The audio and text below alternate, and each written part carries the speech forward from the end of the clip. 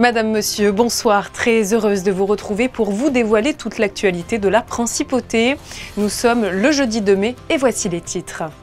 La saison européenne de la Roca Team va-t-elle se terminer après sa défaite hier soir sur le parquet de la tourbillonnante Ülker Sports Arena d'Istanbul? Monaco doit impérativement l'emporter demain pour le match 4. Yann Onona, journaliste basket à l'équipe, est en Turquie aux côtés des joueurs. Il reviendra sur la rencontre et nous dévoilera quelle atmosphère règne sur place.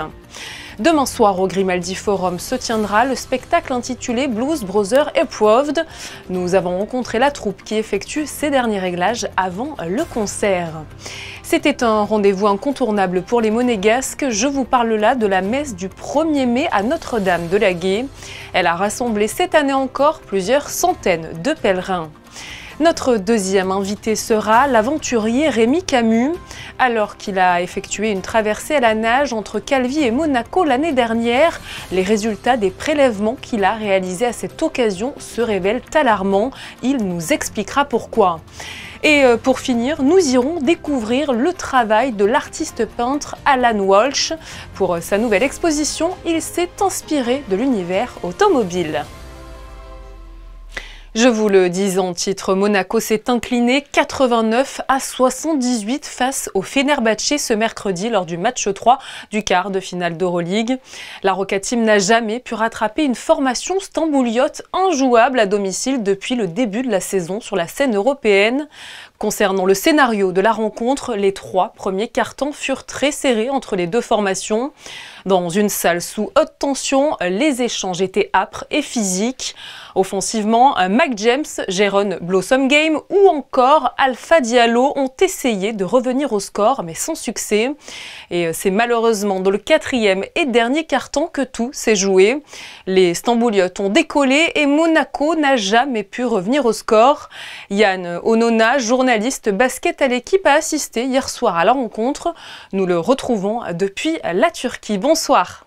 Bonsoir. On peut le dire, les Monégasques se sont montrés vraiment combatifs dans le premier quart-temps notamment, mais furent incapables de maintenir le rythme sur tout le match. Comment vous pouvez nous l'expliquer?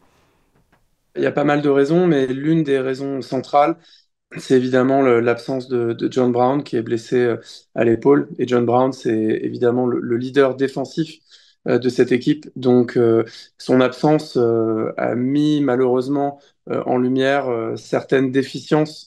Les arrières de Monaco se sont trop laissés déborder dans leur duel direct en défense individuelle.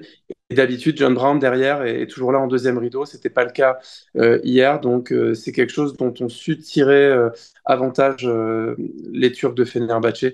Donc c'est quelque chose qu'il va falloir modifier à la fois dans l'engagement individuel pour compenser l'absence de John Brown si jamais il ne revenait pas pour le quatrième match, hein, très clairement. Justement, est-ce qu'on peut espérer, vous l'avez dit, il est touché à l'épaule, hein, mais qu'il revienne pour demain? Alors là, je ne détiens pas la réponse, malheureusement. Je sais juste que officiellement, son statut est ce qu'on appelle game time decision, donc décision au moment du match. Il s'échauffera peut-être, il jouera peut-être, vu l'urgence de la situation, hein, puisque il faut le dire, Monaco donc est dos au mur. S'ils perdent demain, ils sont éliminés. Donc c'est par définition le match le plus important de la saison jusqu'au prochain s'ils le gagnent. Mais donc, dans ces situations-là, des joueurs blessés peuvent décider de surmonter leur douleur pour quand même tenter le coup. C'est très compliqué à évaluer et il y a probablement que le médecin et le joueur qui peuvent répondre.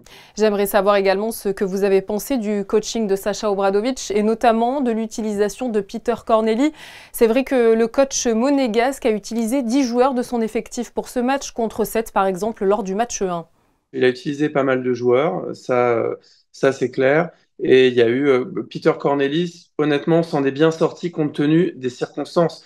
C'était pas suffisant parce que voilà, ça n'a pas. Voilà, on a bien vu que Monaco n'a pas tenu la distance, mais c'était pas sa faute directement.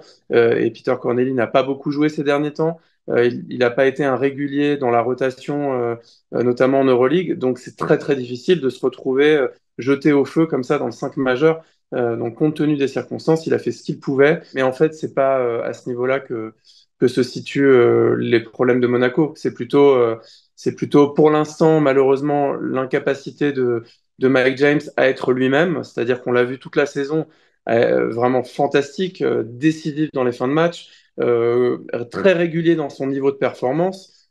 Et pour l'instant, il est complètement verrouillé par Nick Calates et le système défensif de Fenerbahçe qui envoie toujours des aides très agressives pour le forcer à lâcher la balle. Donc pour l'instant, il n'a pas eu le déclic ou ce moment où il arrive à mettre la main sur le match avec ses seules qualités individuelles. Et ça, c'est quelque chose qui manque à Monaco, hein, même si, évidemment, c'est pas que Mike James, hein, Monaco. Il faut que les autres aussi soient efficaces. On a vu d'ailleurs Mike James se faire masser à la cheville pendant la rencontre. Est-ce qu'il peut avoir des petits pépins physiques qui pourraient éventuellement expliquer son manque de réussite, notamment à l'occasion de cette rencontre? Officiellement, il y a pas de blessure. Il y a pas de blessure. En tout cas, on a posé la question au staff et il n'a pas été fait état d'une blessure. J'ai vu qu'il s'est fait effectivement masser la cheville. On peut imaginer qu'il y ait peut-être un petit pépin dont il ne souhaite pas parler, c'est possible, mais à ce stade de la compétition, vous savez, les joueurs, ils sont toujours un peu blessés. Ça n'existe pas un joueur qui est en pleine possession, enfin, je veux dire, en pleine forme physique. Ils ont tous mal quelque part. Mais pu avoir le sentiment qu'il avait l'air un peu fatigué ou qu'il avait les jambes un peu lourdes. Je l'ai vu souvent défendre très très bien cette saison et j'ai trouvé qu'il avait un petit peu, qu'il était un tout petit peu en retard dans pas mal de situations et ça lui ressemble pas par rapport à ce qu'on l'a vu faire cette année. Je le rappelle, vous êtes en ce moment même en Turquie. J'aimerais savoir un petit peu quelle ambiance planait côté monégasque après la rencontre et qu'est-ce qui a été dit en conférence de presse. Voilà, quels ont été vos ressentis à chaud après ce match? Bon, après le match, on a bien vu que les Monégasques, dès qu'ils s'éloignaient du micro, ils étaient frustrés. Au micro, ils restaient droits et puis ils disaient les choses qu'on dit à un micro à une conférence de presse. Comme on a la chance de rester dans le même hôtel qu'eux, on les croise, voilà, en bas, au petit-déj, dans les couloirs, dans le lobby, et on voit qu'ils sont assez détendus. Et s'il y a une chose qui peut être rassurante pour Monaco, c'est que ils n'ont pas disputé leur meilleur match encore. Monaco. On n'a pas eu Mike James au sommet de son art, on n'a pas eu tout le monde en forme en même temps. Il y a beaucoup de choses qui n'allaient pas. Donc, et malgré ça, ils étaient à -5 avec une opportunité de revenir à 3 ou 2 points à 2 minutes 30 de la fin, ce qui signifie qu'ils ont une énorme marge de progression. Et on peut imaginer que l'orgueil blessé, le fait qu'il soit dos au mur, fait que le quatrième match sera très très différent. Désormais mené 2-1 dans ce quart de finale, Monaco va devoir créer l'exploit vendredi lors du match 4 pour arracher une 5e manche peut-être à domicile. Sur quoi, ce sera ma dernière question, les Rouges et Blancs vont devoir travailler en seulement 24 heures, je le rappelle, pour peut-être y parvenir, on leur souhaite. C'est surtout, vraiment, c'est dans la tête, c'est au niveau du mental. Tous les joueurs vous le diront, à ce stade, c'est des détails qui font les différences. Et là, je veux dire, quand un joueur se fait déborder plusieurs fois d'affilée, c'est parce que, bon, soit il manque de jambes, mais après, je veux dire, ça doit être compensé par le collectif, par les autres. Donc, il y a tout un état d'esprit et un orgueil à réveiller. Et ce qui est important de rappeler, c'est que Monaco l'a déjà fait. Vous savez que Fenerbahçe est l'équipe qui a le meilleur bilan à domicile cette année, 15 victoires et seulement 2 défaites. C'était exactement la même chose pour le Maccabi l'année dernière. Ça n'a pas empêché Monaco de s'imposer dans cette salle. Ça n'a pas empêché Monaco de s'imposer au Pirée, dans la folie du Pirée en Grèce. Il n'y a aucune raison qu'ils ne puissent pas le faire demain. On l'espère en tout cas. Merci infiniment à vous. Avec plaisir. Merci beaucoup. Le match 4 de ce quart de finale d'Euroleague aura donc lieu demain à 19h45. On croise évidemment les doigts pour les Monégasques. Créée en 1984 par le prince régnier, la roseraie Princesse Grace est aujourd'hui l'une des perles de Monaco.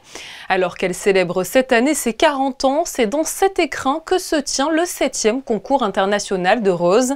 Et pour la première fois cette année, les 76 variétés de rosiers ont été cultivées localement pour éviter tout transport.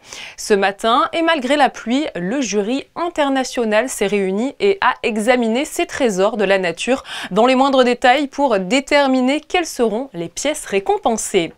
Demain soir, le spectacle The Blues Brothers Approved se tiendra au Grimaldi Forum. Le show musical inspiré du film culte du même nom sorti en 1980 reprend les chansons les plus emblématiques de la soul et du blues. Après Chicago, Sydney, Londres ou encore New York, c'est une première à Monaco pour la troupe. Plus d'explications aux côtés d'Anaël Marquez et Camille Caloni. The Blues Brothers was an original film and several sketches that appeared on Saturday Night Live in the US, which is a comedy show. But the first movie, as I said, has become a cult. And our show is a licensed production that gives a kind of reimagination of parts of the movie and parts of what the Blues Brothers done live and parts of Saturday Night Live, and is a massive kind of homage really to what the Blues Brothers gave and a celebration of some of the greatest music in the greatest decade. As a kid, I grew up watching Saturday Night Live, so that meant a lot to me to be able to be a part of such an amazing continuation of the foundation of so many, like one of the sketches from that show. It's just a pleasure to be able to travel the world and to share that with people. Et si vous avez envie de découvrir ce spectacle plein de rythme et de fantaisie, il reste encore quelques places. Vous pouvez réserver vos billets directement sur le site internet du Grimaldi Forum. Le concert débutera demain à 20h. Comme tous les ans, le 1er mai est une date importante pour le diocèse de Monaco. C'est celle du pèlerinage à Laguet et cette fois encore, les pèlerins étaient nombreux, notamment pour la messe, comme l'a constaté Justin Hadel sur des images de Camille Caloni et du diocèse de Monaco. Plusieurs centaines. Voici le nombre de pèlerins rassemblés à l'église de l'Esplanade du sanctuaire Notre-Dame de Laguet pour suivre la messe présidée dans la matinée par son Excellence Monseigneur Dominique-Marie David, archevêque de Monaco. Ce n'est pas la première fois qu'un pèlerinage identique à celui-ci est effectué. C'est un rendez-vous incontournable pour les Monégasques. Tous les 1er mai, tous les fidèles de Monaco sont invités à se rendre au sanctuaire de Laguet. C'est sans doute une tradition très vieille. Les premières guérisons miraculeuses qui ont eu lieu ici il y a bien longtemps ont été pour 2 habitants de Monaco. Donc il y a un lien très fort entre Monaco et le sanctuaire de Laguet. En début d'après-midi, une prière commune est organisée dans le cloître. Le but, retracer les 9 voyages de la Vierge dans un lieu cher aux pèlerins présents. C'est très cher aux Monégasques à cause bien sûr des premières guérisons au XVIIe siècle et puis parce que dans les familles monégasques on va toujours à Laguet au moins une fois par an en pèlerinage. C'est une tradition auquel nous tenons beaucoup et on prie souvent la Vierge de Laguet. On l'a fait plusieurs fois ce pèlerinage parce que c'est un endroit pour nous qui veut dire beaucoup de choses. On s'y sent bien, on se sent porté, ça je ne saurais pas expliquer pourquoi. Et c'est un lieu aussi où on se déconnecte complètement de tout ce qui nous entoure. Au même endroit se mêlent donc pèlerins, croyants ou encore même simples visiteurs. Un moment de recueillement commun en prière.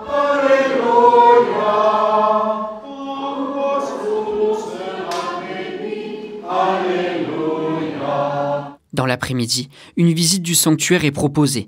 Des activités pour les enfants aussi, avant de clôturer ce pèlerinage avec des vêpres. Un pèlerinage qui confirme l'intérêt que portent les Monégasques et les fidèles à Notre-Dame de Laguet. Il est ce que l'on appelle un aventurier. Rémi Camus a réalisé l'an passé la traversée à la nage entre Calvi et Monaco. Et cet exploit sportif portait un message en faveur de l'environnement. Des analyses scientifiques ont en effet été menées lors de son grand plongeon et leurs résultats font froid dans le dos. Alors qu'ils viennent tout juste d'être révélés, Patricia Navarro a pu rencontrer Rémi Camus. Bonsoir Rémi Camus. Bonsoir. C'était il y a presque un an, cette épopée à la nage de Calvi à Monaco. Pourquoi tout d'abord avoir choisi ce terrain de jeu, ou plutôt terrain de recherche aussi, devrais-je dire? En 2018, j'ai fait le Tour de France à la nage, de Dunkerque à Monaco. Et en fait, on se rend compte que la partie méditerranéenne est relativement polluée avec des déchets visuels à la surface et au fond de l'eau. Et puis pour moi, c'était encore une fois une façon d'alerter sur une autre thématique. Et puis j'avais beaucoup apprécié l'accueil que j'avais eu à Monaco et puis en même temps tout ce qu'on peut voir au niveau de la principauté sur l'engagement du prince, sur l'environnement, sur la partie préservation du milieu marin. Donc pour moi, c'était logique de refaire quelque chose à cet endroit-là. Et puis partir de Calvi, qu'on appelle la Corse, l'île de beauté, eh bien je voulais montrer l'envers du décor, la beauté des choses et la fragilité qu'on pouvait retrouver sur la mer Méditerranée. Donc c'était vraiment l'objectif, c'était ça, c'était de montrer qu'on a de belles choses, mais qu'il faut en prendre soin. Oui, et vous êtes donc parvenu avec l'équipe scientifique qui vous accompagnait à cette découverte alarmante. Alors, on avait au tout début imaginé un projet, effectivement, de pouvoir collecter de l'information sur une éventuelle pollution. Moi, j'avais déjà vu en 2018 une pollution qui était importante visuellement, donc des déchets à la surface, des petits morceaux de plastique, etc. Mais je ne pouvais pas voir tout ce qui est invisible à l'œil nu.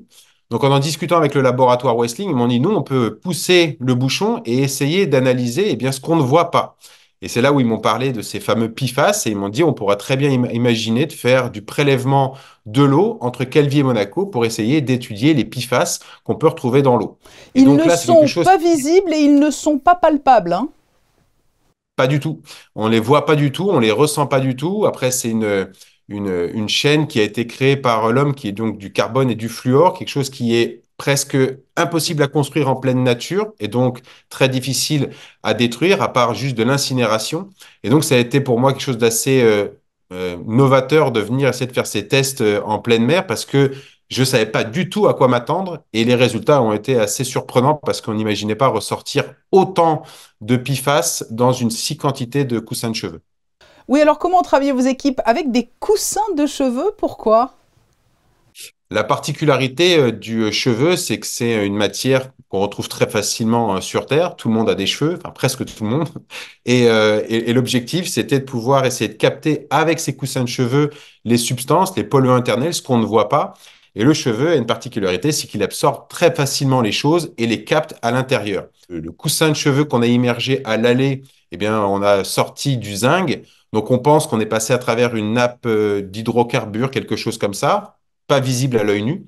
Et le coussin immergé au retour a été immergé pendant 48 heures. Donc, c'était avec le laboratoire Westling. On en a beaucoup discuté de savoir quel était le protocole scientifique pour pouvoir assurer eh bien, une collecte, des informations qui soient tangibles. Et donc, ça a été immergé 48 heures. Et ce qu'on a sorti, eh bien, ce sont des PFAS XA, principalement ceux qu'on retrouve dans la vallée du Rhône, la vallée de la chimie. Alors, ça paraît tout de suite délirant quand on imagine 18 microgrammes par kilo de cheveux. Il faut après mettre des pincettes parce qu'on fait dire ce qu'on veut aux chiffres. Ça ne veut pas dire qu'il y a 18 microgrammes par kilo dans la Méditerranée parce que sinon on serait vraiment dans une vraie problématique. Mais c'était pour expliquer que malgré la quantité d'eau qu'on retrouve dans la Méditerranée, eh bien, uniquement en immergeant des coussins de cheveux sur une petite portion de 48 heures au large des côtes monégasques, eh bien, on a quand même sorti 18 microgrammes de PFAS qui ont réussi à être captés grâce aux coussins de cheveux. Mais quelle peut être l'incidence de cette pollution sur la santé humaine, cette pollution invisible? En termes d'impact sur la santé humaine, eh bien, les PFAS sont biocumulables. Donc, ça veut dire qu'ils rentrent facilement dans l'organisme. Ils sont attirés par la graisse, par le gras. Donc, une fois que c'est logé à l'intérieur, ça ne peut plus sortir. Et c'est passé enfin, pas toutes les PFAS, parce qu'il en existe plus de 4000 sortes de molécules, mais une ou deux molécules sont passées en tant que cancérigènes en décembre 2023. Donc, on est juste au tout début des découvertes de ce qu'on est en train de voir comme problématique avec les PFAS. Et ça me fait penser un petit peu ce qu'il y avait, notamment avec l'amiante, il y a presque une centaine d'années qu'on a mis en place, qui était extrêmement intéressante pour plein de raisons. Et puis, à un moment donné, on s'est rendu compte que c'était peut-être pas si miraculeux que ça. Et fort de ce constat scientifique, les recherches vont donc continuer. Et pour vous, maintenant, quelle est la suite? Eh bien, en fait, en discutant avec Stéphane Fievé, qui est le responsable R&D de chez Westling, il m'a dit la problématique, Rémi, c'est que on ne peut pas se baser uniquement sur les analyses qu'on a faites. Elles sont trop succinctes. Certes, on a eu de très bons résultats, alors pas forcément encourageants parce que ça fait peur d'avoir autant de PFAS sur des coussins de cheveux. En revanche, il m'a dit on pourrait essayer de voir la provenance de ces PFAS. Vu qu'on sait qu'ils viennent de la vallée du Rhône, parce que c'est un PFAS qui est beaucoup utilisé dans la vallée de la chimie, dans l'industrie textile, aéronautique, etc., et que beaucoup d'entreprises l'utilisent dans la vallée du Rhône, eh bien, l'objectif, ça va être prochainement de faire une descente du Rhône, de la source à l'embouchure, pour pouvoir cartographier les PFAS et comprendre son évolution du début jusqu'à la fin en faisant des prélèvements. Et pourquoi pas par la suite, vu que le laboratoire Westling a déjà développé une petite partie de recherche par rapport à ça, eh bien, on est en train de voir pour mettre en place un démonstrateur à l'échelle 1-1 qui permet de faire une filtration de ces PFAS, parce que je l'expliquais au tout début, on sait comment les détruire en les incinérant, mais pour les incinérer, il faut les attraper. Voilà, donc ce n'est que le début. Merci Rémi Camus d'avoir été notre invité pour nous révéler les résultats de cette étude menée en parallèle de votre traversée à la nage entre Calvi et Monaco. Merci beaucoup. Alors que les vacances scolaires touchent bientôt à leur fin, nous avons voulu, pour les quelques jours qu'il reste, vous proposer une idée de sortie pour vous et pour vos enfants. Prenons donc la direction du musée océanographique où plusieurs animations plongent les visiteurs dans le monde marin. Christine Datomel et Julien Laugier sont allés les découvrir. Jusqu'au 6 mai, le musée océanographique vous embarque pour une aventure polaire et méditerranéenne. Deux mondes qui seront explorés grâce à des animations qui plongeront les visiteurs au cœur de l'océan et de ses merveilles, comme l'animation immersive qui connaît un fort succès. Là, c'est des masques de réalité virtuelle et vous êtes en fait la caméra dans des documentaires animaliers du musée océanographique. Donc on est parti dans plusieurs missions, une aux Philippines dans un récif corallien pour étudier les tortues, une où on a demandé à des apnéistes de nous emmener voir des grands cétacés, enfin on en a plusieurs aussi sur les phoques de Madère, sur plein de petits trucs sympas. Donc là c'est une expérience amusante, vous êtes la caméra, vous pouvez regarder partout. Bon, le seul défaut c'est que vous ne pouvez pas nager, il y a des gens autour, hein, c'est dangereux pour eux, et vous ne pouvez pas vous lever, évidemment. Mais sinon, en général, ça plaît bien aux enfants aussi. Et si ça plaît bien aux enfants, les stages de 4 ou 5 jours qui leur sont dédiés durant ces vacances scolaires les séduiront quant à eux totalement, tout comme le plongeon au cœur de l'Arctique et de l'Antarctique qui leur est proposé à eux, mais aussi aux adultes, avec la grande exposition Mission Polaire qui a déjà rassemblé plus de 1 million de visiteurs sensibilisés à la fragilité des pôles. Vous l'aurez compris, le musée océanographique charme ses visiteurs par la diversité de ses animations. L'Escape Game qui permet de monter à bord du Princesse Alice II, le célèbre bateau laboratoire du Prince Albert Ier, continue de séduire les amateurs d'énigmes, tout comme l'activité phare du musée qui propose d'approcher les animaux du bord de notre belle Méditerranée, des rencontres qui marquent les petits mais aussi les plus grands. Son vrai nom, l'holothurie, c'est un détritivore très efficace, il colle sa bouche sur le fond et en fait il aspire le sable. Et il digère la vase, le caca, les cadavres, le vomi, les bactéries, tout ce qui traîne là-dedans. Et après, comme il digère pas le sable, il fait caca des petites pelotes de sable propre. Donc on en voit toujours partout. Là, si tu cherches, il y en a partout, en fait, c'est eux qui les font. Très vite, elles se désagrègent, ça refait une couche de sable. C'est eux qui maintiennent le sable hors vase, dans la mer. Et donc vous en verrez dans tous nos aquariums. Alors, qu'est-ce qui vous a plu dans cette animation ? Alors c'est le contact direct avec des choses que d'habitude on voit que dans des bassins, dans les aquariums. Là, le fait de pouvoir les approcher, les toucher, avoir les explications d'un soigneur qui sait de quoi il parle, c'est quand même beaucoup plus interactif et puis c'est ludique. Donc c'était vraiment très très intéressant. Et toi, qu'est-ce que tu as préféré ? Le concombre de mer. Alors pourquoi ? Parce que quand on le prenait sur la main, on sentait ses ventouses. Et quand on touchait, c'était une matière qu'on ne connaissait pas forcément à toucher. Et toi ? Moi j'ai bien aimé la tomate. La tomate parce que c'est on dirait un petit peu un flan au toucher. C'est vraiment tout doux et ouais, c'était bien. Et vous avez appris de nouvelles choses, monsieur ? Oui, absolument. On a appris plein de choses différentes, c'est des choses qu'on ne connaît pas, qu'on ne fait pas tous les jours et qu'on ne voit pas tous les jours. Donc c'est vrai que c'est intéressant de le faire, c'est vraiment très sympa. Et puis avant de quitter le musée, pensez surtout à monter sur la terrasse pour partir à la rencontre des géants de glace, une exposition temporaire de Michel Bassompierre qui met en lumière les espèces des pôles. Ours polaires et manchots empereurs vous accueilleront jusqu'au 6 octobre.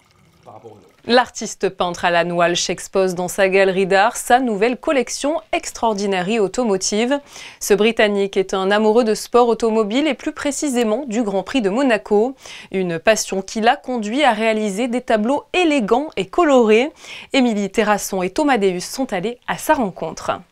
C'est dans les paysages de la Riviera qu'Alan Walsh puise son inspiration. Ce Britannique, aujourd'hui résident en Principauté, a toujours été un grand admirateur du sport automobile. Sa passion pour l'art et pour les voitures puise ses racines dans son enfance. My father worked in motorsport. He built racing cars. So from an early age, I was sort of inspired by watching the Monaco Grand Prix on television. My mum worked in fashion, so the new collection is a sort of a combination of females and fashion, and my father's background in motorsport, injected with lots of colour, blue skies of Monaco, Lovato Beach, and the simplicity of the old cars, which I think are works of art in themselves. Pendant sa jeunesse, il a participé au championnat britannique de karting junior dans la même équipe que Lewis Hamilton, à présent pilote de Formule 1. Aujourd'hui, c'est avec son pinceau qu'Alan donne vie à sa passion. It was a pleasure to display them at the Prince's Car Collection. That was an honour to launch the collection there. To be here for the Grand Prix, I wasn't able to race in the Grand Prix, but to exhibit as part of the Grand Prix, it's very special. Ses œuvres sont visibles dans sa galerie, juste en face de la boutique de l'Automobile Club de Monaco, rue Grimaldi. Par ses peintures, il souhaite donner de la joie de vivre à toute personne qui les regarde. Et je vous informe que cette collection sera présentée à la galerie jusqu'au 31 mai, y compris durant le week-end du Grand Prix de Monaco. Si vous êtes amoureux de chocolat, cet événement risque de vous plaire. Le 9 mai prochain, dans le tunnel Riva, des sculptures avec le précieux cacao seront exposées. Les élèves du pavillon Bosio et de l'Accademia del Bel Arti di San Remo qui vont les réaliser ont pu ce matin récupérer les blocs de chocolat qui leur serviront de support.